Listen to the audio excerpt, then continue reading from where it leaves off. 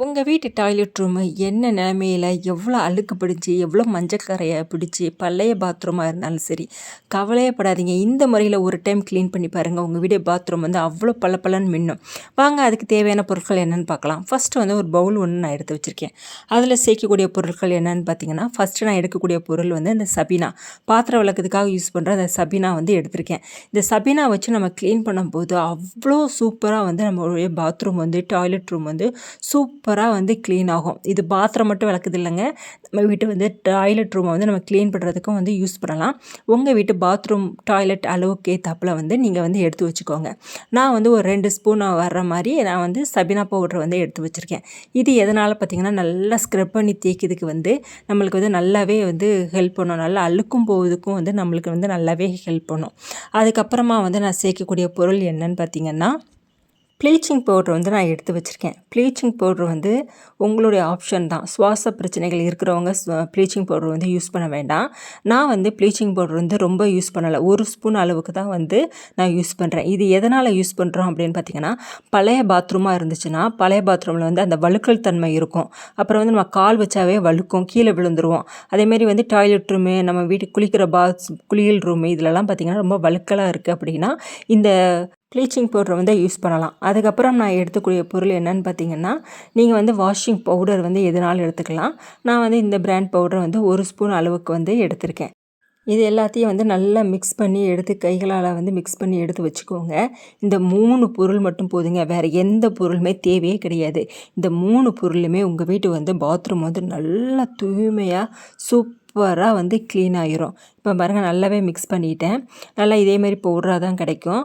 உங்களுக்கு வந்து bleaching powder தேவை இருந்துச்சுன்னா யூஸ் பண்ணுங்கள். இல்லை அப்படின்னா நீங்கள் வந்து அவாய்ட் பண்ணுறது ரொம்ப ரொம்ப நல்லது.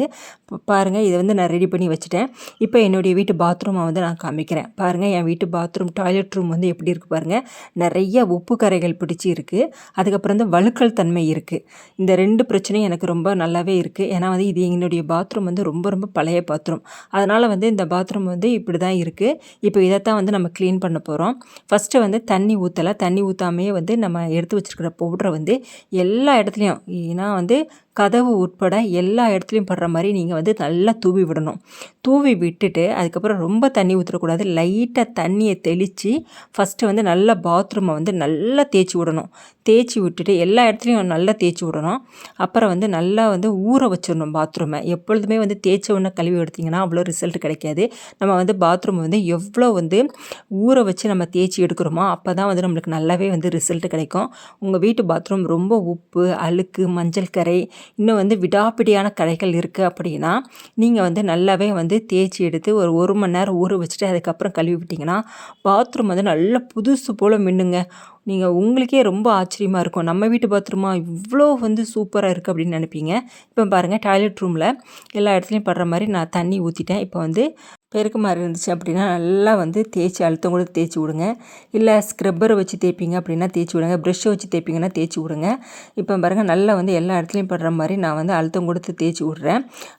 இது வந்து வெளியே வந்து கதவு சைடும் வந்து எனக்கு நிறைய வந்து உப்பு கரை இருக்குது. அந்த இடத்துலையும் வந்து நான் நல்லா தேய்ச்சி விட்றேன். இந்த இப்போ உப்பு கரை வந்து எவ்வளோ சூப்பராக போயிடுச்சுன்னு லாஸ்ட்டு உங்களுக்கு தெரியும். பாருங்கள், அதையும் வந்து நான் தூவி விட்டுட்டு பாருங்கள் இதே மாதிரி வந்து தேய்ச்சி விட்றேன்.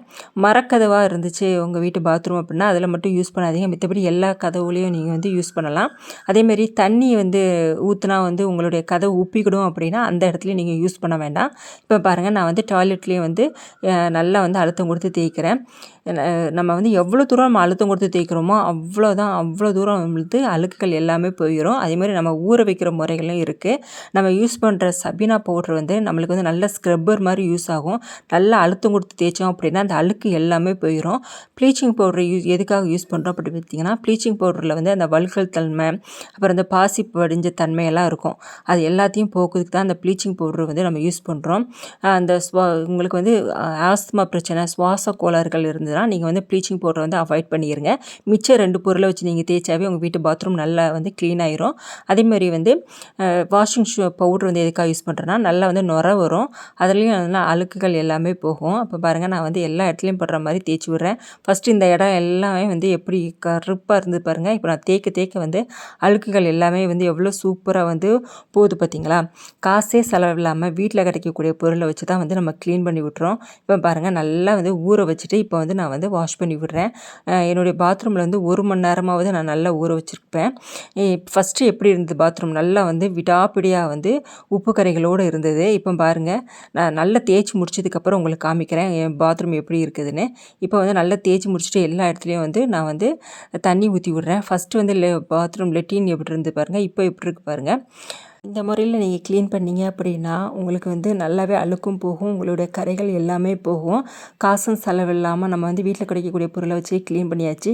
ஃபஸ்ட்டு எப்படி இருந்து பாருங்கள், எவ்வளோ இந்த இடத்துலலாம் வந்து கருப்பாக இருந்தது. இப்போ பாருங்கள் எப்படி இருக்குது பாருங்கள். நல்லாவே வந்து அழுக்கு எல்லாமே போயிடுச்சு. இன்னும் 2, 3 டைம் வந்து ரெகுலராக நான் கழுவி விட்டேன் அப்படின்னா நல்லா சுத்தமாக புதுசு போல் இருக்கும். கண்டிப்பாக ட்ரை பண்ணி பாருங்கள். தேங்க்யூ ஃபார் வாட்சிங்.